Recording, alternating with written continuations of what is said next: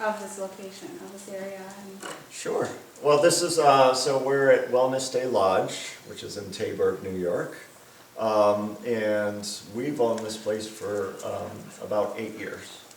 And prior to us purchasing the property, it was in the same family for somewhere around 80 years or so. Wow. And the history that was given to us by the prior owner's son was that this, actually, we're in a little river valley here. So this started off as a hunting camp. So it was a small hunting camp with a couple acres that were cleared and then added on from there. And prior to that family, in the 18 or 17, I guess it's 17 and 1800s, was part of what's called the Fish Creek Reservation, I believe, if you look in the historical documents. So this was all part of, this whole area was part of the Fish Creek Reservations, which was obviously part of the Native Americans that used to roam these parts. So, so that's the general history as we know it. And then, you know, there's several Native American stories and legends in the area, including, you know, salmon fishing on the river and that can be found online.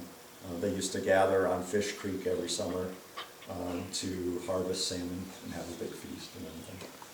And then there's also the legend of Garnet Rock, which is a large boulder, I don't know, somewhere around that big, that sits kind of in the middle of the river.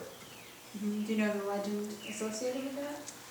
We have it on our website, and I'll paraphrase it, but essentially it's a story of a Native American boy or man and a Native American woman, and they were from different tribes, and they had met down by the river and eventually fell in love. Great love story, right? Romeo and Juliet. And then they were preparing to be married, from what I remember, and she was down picking maybe cattails or chokecherries or something, some of the things that are collected here naturally, down by the river when a big storm came along and she was swept away accidentally.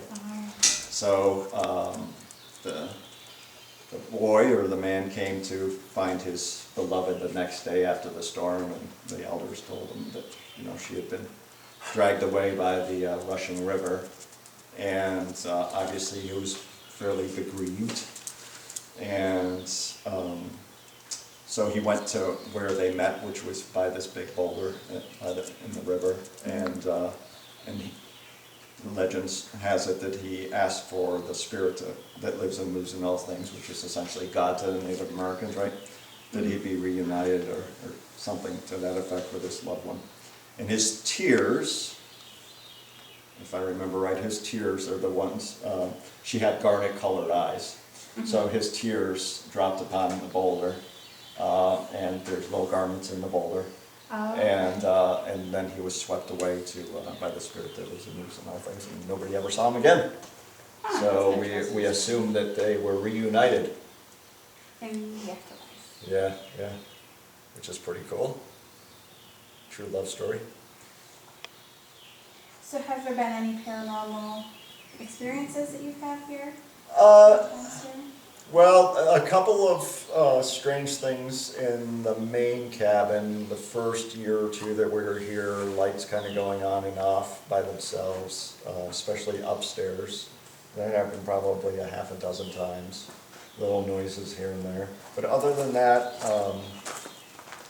nothing extraordinary. Of course, the girls believe in fairies and the folk outdoors, and always claim to see lights in the woods and things like that. But we've never been able to identify anything.